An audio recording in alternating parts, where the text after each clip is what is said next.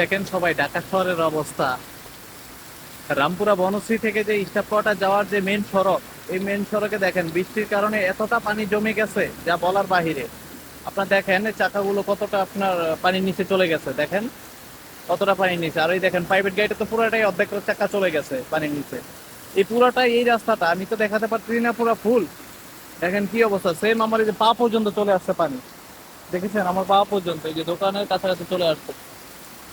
এত জায়গা থাকে তারপরে এখানে আসা পড়ছে, কিন্তু পানি নামার কোনো ব্যবস্থাই নেই এখানে। পানি নামার কোনো ব্যবস্থাই নেই এখানে, দেখেন কি অবস্থা হয়ে আছে।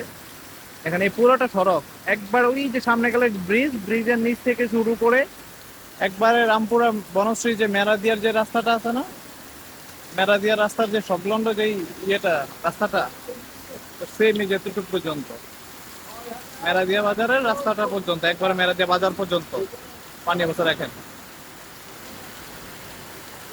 ওই দেখেন একটা গাড়ি নষ্ট হয়ে গেছে, ওই একটা গাড়ি নষ্ট হয়ে গেছে। আর ওই একটা সিএনজি দেখেন নষ্ট হয়ে গেছে, তিন দিকে ঢাকে ঢাকে নিতেছে দেখেন। ওই যে ওই যে দেখেন কি অবস্থা হয়ে আছে।